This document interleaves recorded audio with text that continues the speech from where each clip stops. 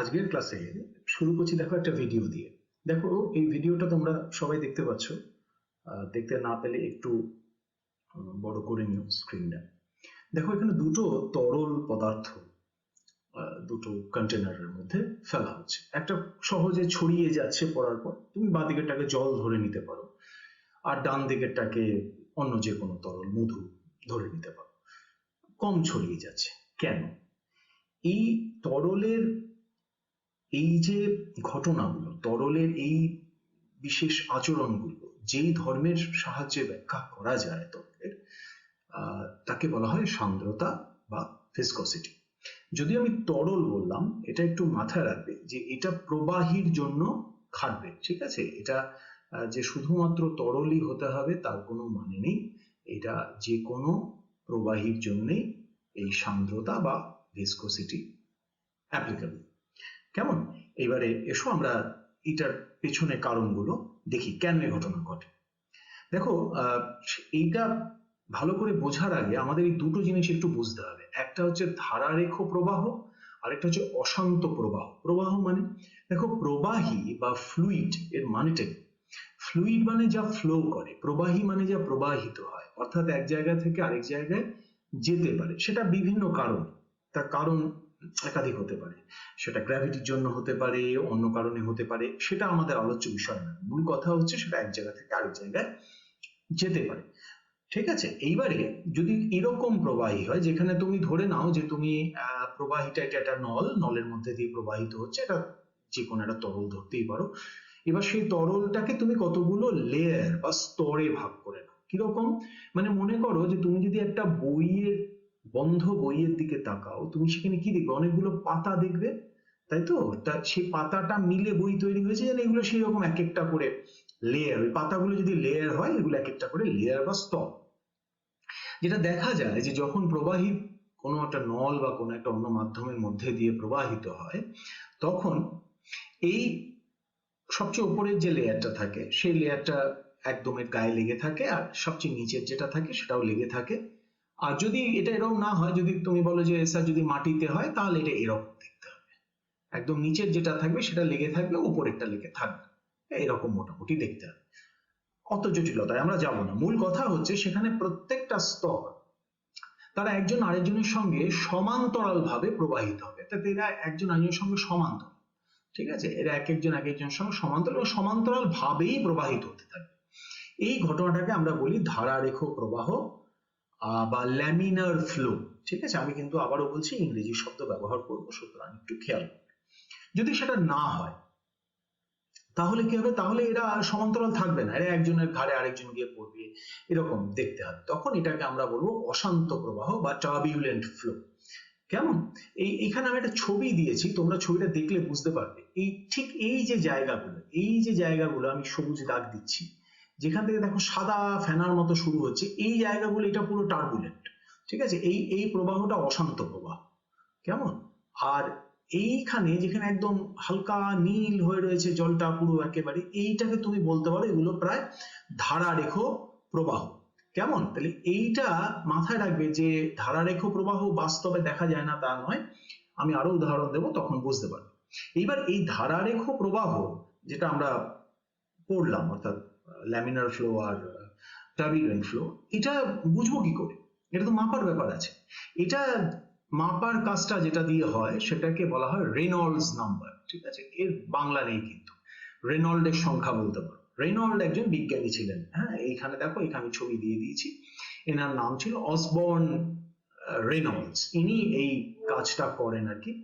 যদিও এই কাজটা স্টোকস বলে আরেকজন বিজ্ঞানী ছিলেন, তার কাজের উপর ভিত্তি করে তৈরি করা। তবে এই দুজন বিজ্ঞানী এই ভিসকসিটি বা সান্দ্রতার উপর প্রচুর কাজ করেছেন এবং এখনো ওনাদের কাজ ব্যবহার হয় এবং ভীষণ জরুরি।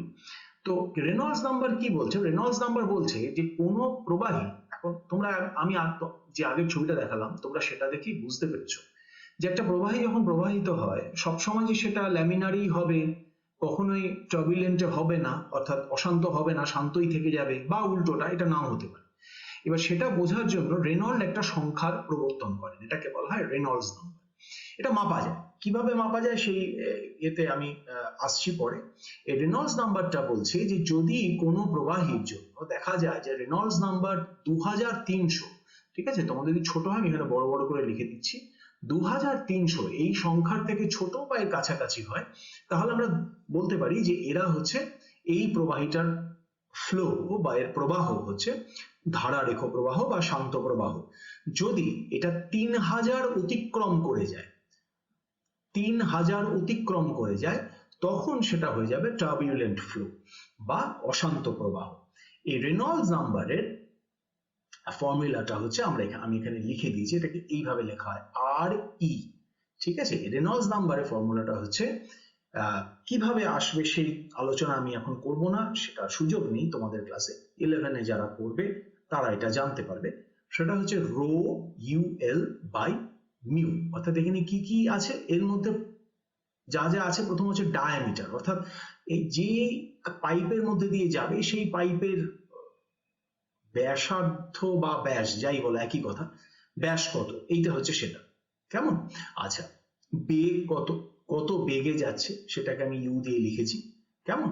আর ডাইনামিক ভিসকোসিটি অফ ফ্লুইড, আর ফ্লুইডের ভিসকোসিটি কত, এটা আমি পরে আসছি, এটা একটু পরে বলবো এটা সম্বন্ধে। আর ঘনত্ব কত, যেটাকে আমি রো দিয়ে লিখেছি, অর্থাৎ বেশি ঘন হলে তার বুঝতেই পারছো যে যত ঘন হবে, বাকি সব যদি আমি একই রাখি, যত ঘন তুমি তরল নেবে তত আমার আরই বাড়তে থাকবে, তার মানে সেটা তত দেরিতে শান্ত প্রবাহ অশান্ত হবে, কেমন। আর যত তুমি কম ঘনত্বের নেবে তত তাড়াতাড়ি সে চলে যাবে আর কি অশান্ত প্রবাহতে, শান্ত থেকে, বুঝতে পেরেছো। আর এর যে মাঝখানে, অর্থাৎ তোমরা এখানে প্রশ্ন করতে পারো যে স্যার এটা তো আপনি বললেন 2300 বা তার থেকে কম, এটা বললেন 3000 তার থেকে বেশি, তাহলে মাঝখানে কি হবে। এই মাঝখানে অর্থাৎ 2300 থেকে 3000 এর মধ্যে এই যদি সংখ্যা তুমি পাও, এটাকে বলা হয় ট্রানজিশনাল ফ্লো, ঠিক আছে। ট্রানজিশনাল ফ্লো বা ক্রান্তীয় প্রবাহ বলতে পারো, বাংলা এটাকে ক্রান্তীয় প্রবাহ বলতে পারো, হলো। আচ্ছা, এইবারে এসো আমরা ভিসকোসিটি ব্যাপারটা অর্থাৎ সান্দ্রতা ব্যাপারটা সম্বন্ধে আরেকটু বেশি করে জানি। তাহলে এখানে সান্দ্রতা আমি ইংরেজিতে লিখেছি, যারা ইংরেজিতে পড়ছো তারা এটা শুনে এই ইংরেজি অংশটা দেখলেও চলবে, যারা বাংলায় পড়ছো টেক্সট বইতে আছে, ইংরেজি ক্ষেত্রেও আছে, অসুবিধা কিছু নেই। তাহলে সান্দ্রতা হচ্ছে, তোমরা বুঝতেই পারছো যে কতটা বাধা পাচ্ছে, তার মানে একটা লিকুইড, একটা প্রবাহী, সেটা যখন এক জায়গা থেকে আরেক জায়গায় এরকম ভাবে প্রবাহিত হতে থাকে, তখন সে দুটো ভাবে বাধা পেতে পারে। একটা হচ্ছে ধরো সে যেই নলটার মধ্যে দিয়ে যাচ্ছে, সেই নলের মধ্যে দিয়ে যখন প্রবাহিত হচ্ছে তখন নল তাকে বাধা দিচ্ছে, অর্থাৎ এটার সঙ্গে এটা নলে, সাদা দিয়ে নল বুঝিয়েছি আমি, এইটা বাধা দিচ্ছে। আবার একটা স্তর আরেকটা স্তরের উপর দিয়ে যাচ্ছে বলে সেটাও একজনকে বাধা দিচ্ছে। এই দু ধরনের বাধা সে সম্মুখীন হয়। এই বাধাটাই হচ্ছে তার সান্দ্রতা ধর্মের কারণ, ঠিক আছে। এটা যখন আমরা মাপবো, তাহলে মাপতে তো হবে, এটা মাপার নিয়ম হচ্ছে এই ভিসকাস ফোর্স বা সান্দ্র বল যেটাকে বলা হয়। মাপবো কি করে না, সান্দ্র বল, হ্যাঁ, সান্দ্র বল, এইটার ফর্মুলাটা আমি এখানে লিখে দিয়েছি। সান্দ্র বল এটা কি, এটা রয়েছে হচ্ছে এফ ভিসকাস মানে সান্দ্র বল সমান eta A delta VX by delta Y. বুঝিয়ে দিচ্ছি আমি এক এক করে, ধৈর্য ধরে শোনো। এই ভিসকাস ফোর্স বা সান্দ্র বল কি কি বিষয়ের উপর নির্ভর করবে। প্রথমত নির্ভর করবে হচ্ছে এরিয়ার উপর, অর্থাৎ তার ক্ষেত্রফলের উপর। 2 নম্বর হচ্ছে এই যে তুমি দেখতে পাচ্ছ এর গতিবেগ, এটার গতিবেগ আলাদা, আবার এটার গতিবেগ আলাদা। এই গতিবেগটা পরিবর্তন হচ্ছে কিসের সঙ্গে, এই পরিবর্তন হচ্ছে এইটাকে যদি আমি এই টিউবের সেন্টার লাইন ধরি এবং এটাকে যদি আমি এইখান থেকে যদি আমি হিসেব করা শুরু করি, যেখান থেকে করা যায় ডাজন্ট ম্যাটার, তুমি এটাকে 0 ধরে করতে পারো, এটাকে 0 ধরে করতে পারো, তাহলে এই টিউব বরাবর আমি যত উপরের দিকে উঠবো তত আমার পরিবর্তনটা হবে, বা এই লাইন থেকে ধরো, তাহলে তোমাদের বুঝতে সুবিধা হবে, এই লাইন থেকে আমি যত দূরত্ব বাড়াবো এই লাইন থেকে তত আমার পরিবর্তনটা হতে থাকবে। এই জিনিসটাকে লেখা হয় delta VX by delta Y, অর্থাৎ delta VX by delta Y, ঠিক আছে। ডেল্টা ওয়াই হচ্ছে আমার ডায়ামিটার অর্থাৎ ব্যাসের পরিবর্তন কত হচ্ছে, এবং তার সঙ্গে আমার কিভাবে আমার গতিবেগের পরিবর্তন হচ্ছে প্রবাহের গতিবেগ কিভাবে পরিবর্তিত হচ্ছে। ঠিক আছে, এইটাকে বলা হয় ভেলোসিটি গ্রেডিয়েন্ট, ইংরেজিতে বলা হয় ভেলোসিটি গ্রেডিয়েন্ট। ঠিক আছে, এইবার এই দুটোর সঙ্গে এরা ভিসকাস ফোর্স বা সান্দ্র বল সমানুপাতিক। তাহলে যদি সমানুপাতিক হয়, তোমরা জানো আমি কি কি বললাম, তাহলে একটা এরিয়া, তার মানে এফ ভিসকাস, এটা ক্ষেত্রফলটার সঙ্গে সমানুপাতিক, আর 2 নম্বর হচ্ছে এটা ভেলোসিটি গ্রেডিয়েন্টের সঙ্গে সমানুপাতিক। তাহলে আমি যদি এই দুটোকে মিশিয়ে দিই, অর্থাৎ দুটোর সঙ্গে কিভাবে পরিবর্তন হয়, তখন আমি এভাবে লিখবো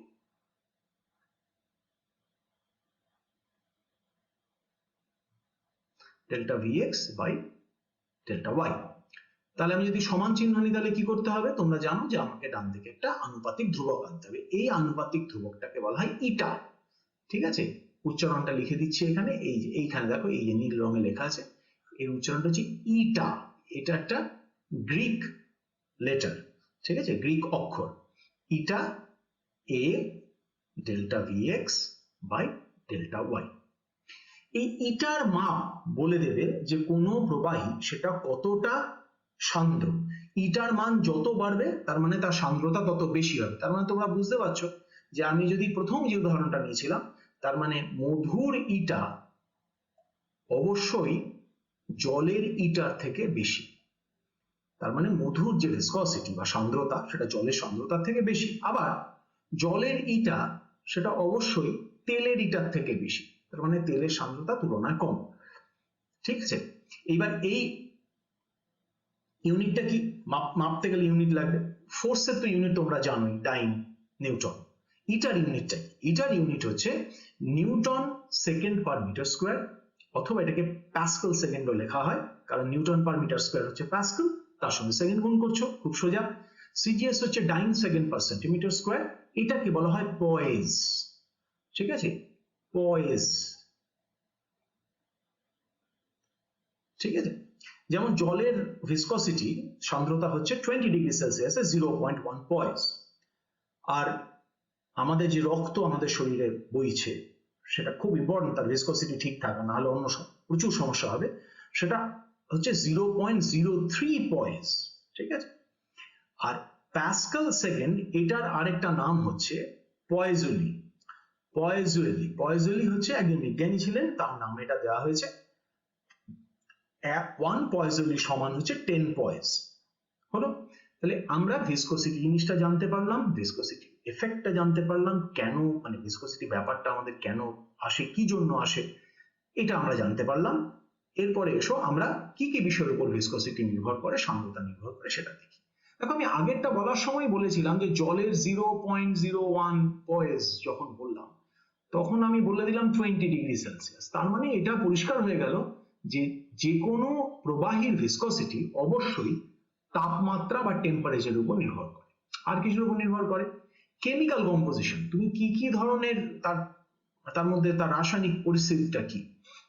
হ্যাঁ, সাধারণভাবে একটা তরলের ক্ষেত্রে তার মধ্যে যে অণুগুলো আছে, তার সাইজ কত, শেপ কত, কেমিক্যাল মানে তার অণুগুলোর রাসায়নিক ধর্ম কি, এগুলোর উপর নির্ভর করে।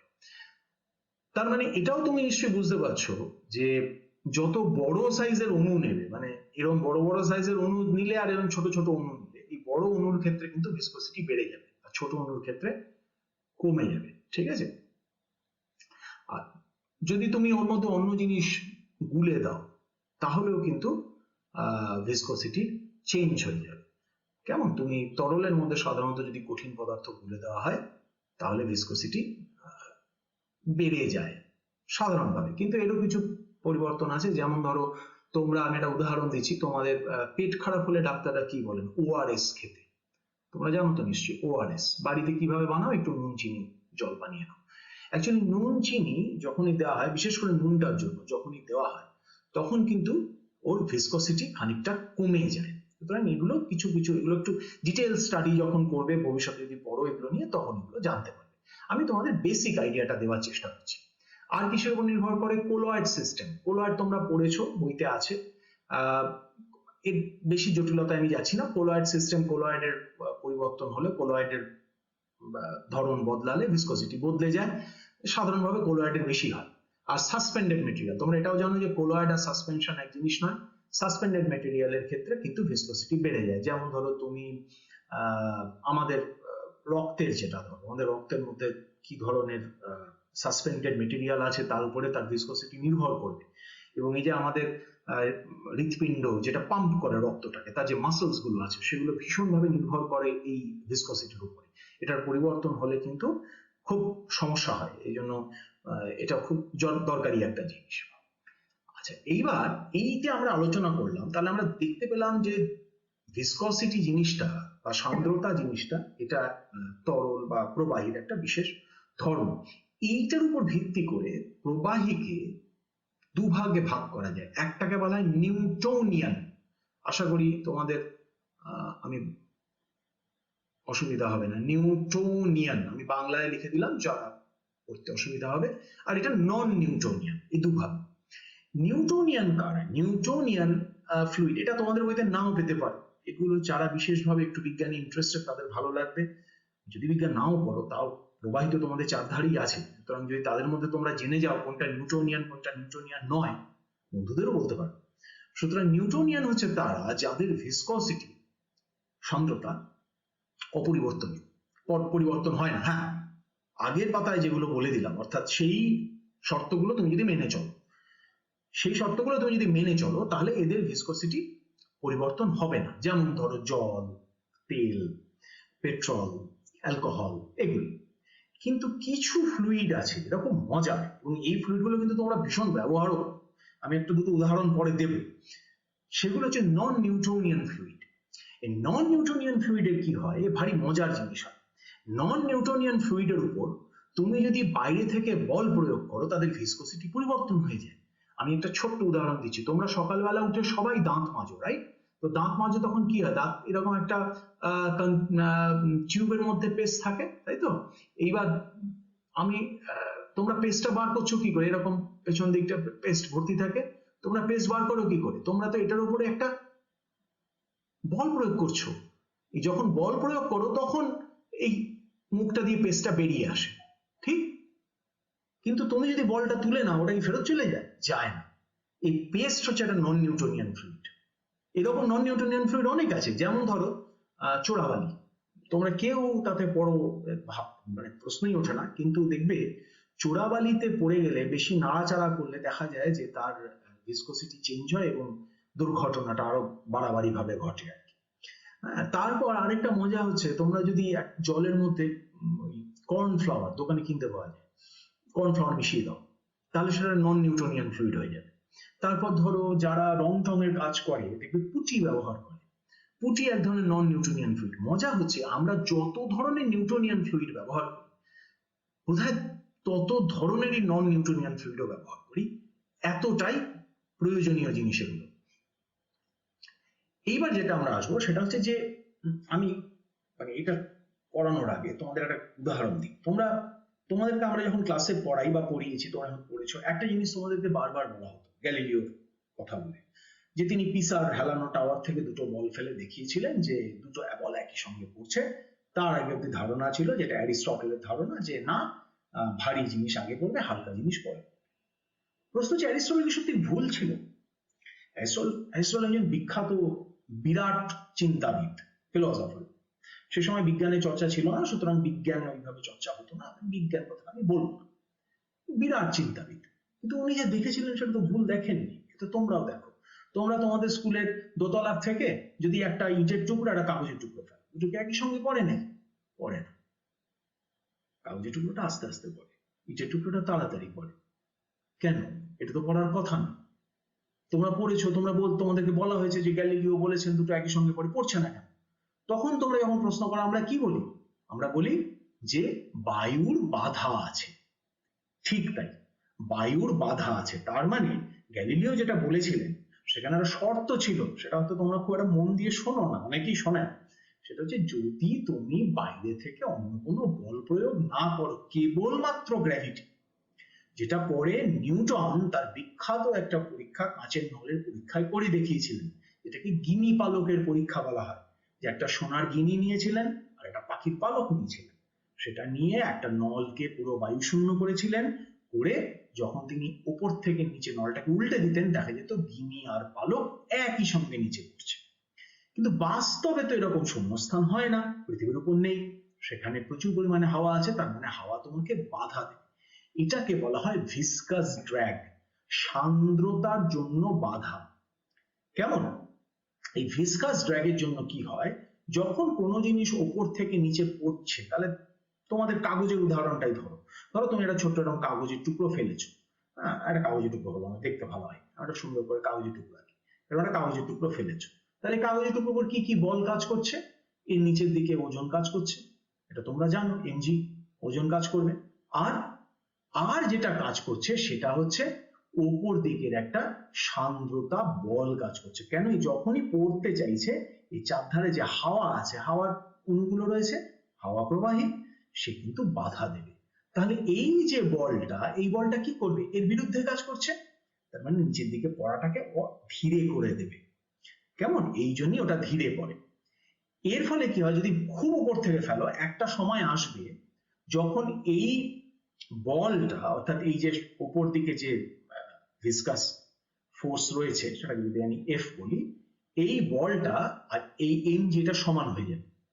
যদি সমান হয়ে যায় তখন কি হবে? তার মানে এর উপর আর কোনো বল কাজ করছে না। তোমাদেরকে নিউটনের দ্বিতীয় সূত্রটা মনে করিয়ে দিই, F equal to M A. এখান থেকে আমরা কি দেখেছিলাম, যদি এফ জিরো হয়ে যায়, এম তো জিরো হবে না, তার মানে এ জিরো হয়ে যাবে, তার মানে তার কোনো অ্যাক্সেলারেশন বা ত্বরণ থাকবে না, তার মানে তখন এই জিনিসটা বিনা ত্বরণে পড়তে থাকবে। ত্বরণ কি? বেগ পরিবর্তনের হার। তাহলে ত্বরণ শূন্য হওয়া মানে কি? বেগের পরিবর্তন হচ্ছে না। বেগের পরিবর্তন না হওয়াকে আমরা কি বলবো? বিজ্ঞানের ভাষায় আমরা বলবো কনস্ট্যান্ট স্পিড বা ভেলোসিটি। তার মানে ওটা একটা নির্দিষ্ট বেগ নিয়ে পড়ছে, যেটা পরিবর্তন হচ্ছে না। এই বেগটাকে বলা হয় টার্মিনাল ভেলোসিটি বা প্রান্তীয় বেগ। যে কোনো জিনিসকে যখনই কোনো সান্দ্র পদার্থের মধ্যে দিয়ে ফেলা হবে, তখনই সে টার্মিনাল ভেলোসিটি পেতে পারে। পাবে কি পাবে না নির্ভর করবে কতটা সে পড়বে তার উপরে। এই টার্মিনাল ভেলোসিটির এইখানে আমি একটা ছবি দেখিয়েছি, এই যে ছবিটা আঁকলাম, এটা আরো ভালো করে এখানে আঁকা আছে। এই একটা বল, এটা পড়ছে নিচের দিকে, কি কি বল কাজ, বলটার উপর কি কি ফোর্স, মানে বল অবল কাজ করছে। এটা বিএলএল বল, ঠিক আছে, দুটো বল আলাদা। তো কি কি ফোর্স কাজ করছে? একটা নিচের দিকে ডাব্লিউ অর্থাৎ ওজন, ওপরের দিকে সান্দ্র বল, অর্থাৎ যেহেতু এটা একটা সবুজ রঙের, এটা একটা সান্দ্র প্রবাহী, বাধা দিচ্ছে। আর একটা হচ্ছে আর্কিমিডিসের জন্য তুমি জানো প্লবতা বল কাজ করবে, তোমরা সবাই জানো। তাহলে এই দুটো বল ইউ প্লাস এফ, এফ ডাব্লিউর উল্টো দিকে কাজ করছে, তার মানে ডাব্লিউ কে কমিয়ে দিচ্ছে। ডাব্লিউ কে পৃথিবীর টান, তার মানে পৃথিবীর টানকে কমিয়ে দিচ্ছে। বোঝা গেল? এই যে, তার মানে এই যে টার্মিনাল ভেলোসিটি, তার ফর্মুলা আমি এখানে লিখেছি, এটা 2/9 equal to R square into rho minus sigma by eta into G. ভয় পাওয়ার কিছু নেই, সহজ ফর্মুলা। আর হচ্ছে এই যে জিনিসটা পড়ছে, এর ব্যাসার্ধ কেমন, প্রত্যেক জিনিস তোমরা জানো, ভয় পাওয়ার কিছু নেই। রো হচ্ছে যেটা মধ্যে দিয়ে পড়ছে তার ঘনত্ব, সিগমা হচ্ছে যে জিনিসটা পড়ছে তার ঘনত্ব, আর ইটা তো আগেই বললাম, এটা হচ্ছে ভিসকোসিটির মাপ, অর্থাৎ কোএফিসিয়েন্ট অফ ভিসকোসিটি, সান্দ্রতা গুণাঙ্ক। জি তোমরা জানো অ্যাক্সেলারেশন ডিউ টু গ্র্যাভিটি, তার মানে এটাও কনস্ট্যান্ট, একটা নির্দিষ্ট জিনিসের জন্য এটাও কনস্ট্যান্ট, এটা তো কনস্ট্যান্ট নাম্বার। তাহলে আমরা কি দেখতে পেলাম? আমরা দেখতে পেলাম যে টার্মিনাল ভেলোসিটিটা নির্ভর করবে directly proportional to R square. তার মানে যত বড় জিনিস তোমরা, আকারে বড় জিনিস তোমরা দেবে, সে তত বেশি তার টার্মিনাল ভেলোসিটি হবে। বুঝতে পেরেছো? তার টার্মিনাল ভেলোসিটিটা তত বেড়ে যাবে। এই টার্মিনাল ভেলোসিটি নিয়ে একটা খুব মজার ঘটনা তোমরা হয়তো দেখেও থাকবে, আজকাল টিভিতে দেখাও যায়, নাহলে ইউটিউবের ভিডিওতে সার্চ করো এক্সাম্পল। সেটা হচ্ছে যখন অনেক উপরের থেকে ঝাঁপ দেয় মানুষ, দেখবে তারা অ্যাকচুয়ালি এই প্যারাশুট যেটা খোলে, প্যারাশুটটা কেন খোলে? তার কারণ হচ্ছে যে ওই মানে টার্মিনাল ভেলোসিটি পাওয়ার পরে যেন ভেলোসিটিটা ধীরে ধীরে ধীরে ধীরে কমানো যায়। অর্থাৎ টার্মিনাল ভেলোসিটি অবধি তোমার ওজন আর উপরের বল সমান হয়ে গেছে, কিন্তু তোমার পতনের বেগ শূন্য হয়। প্যারাশুট ওটাকে শূন্য করে না, খুব কাছাকাছি মানে অনেক কমিয়ে দেয় যাতে করে একজন মানুষ সাবধানে নেমে আসতে পারে। ঠিক আছে, এই গেল আমাদের টার্মিনাল ভেলোসিটি আলোচনা। এইবার এসো আমাদের প্রয়োগ কিসে কিসে হয়। প্রচুর, দেখো প্রয়োগ না হলে বিজ্ঞান পড়ার কোনো অর্থ হয় না, বিজ্ঞানে পুরোটাই দাঁড়িয়ে থাকে প্রয়োগের উপর। যেমন ধরো যে তেল আমরা ব্যবহার করি লুব্রিক্যান্ট হিসেবে, তোমরা সাইকেল যারা চালাও, তোমরা সাইকেলে মেশিনের তেল দাও তো, গ্রিস দাও তো, কেন দাও? যাতে করে খুব সহজে ওটা ঘুরতে পারে, তাই তো? সেটা সব ধরনের কি তুমি তেল দাও? তুমি কি সাইকেলে সর্ষের তেল দেবে? দেবে না। নর্মাল তেল দেবে? দেবে না।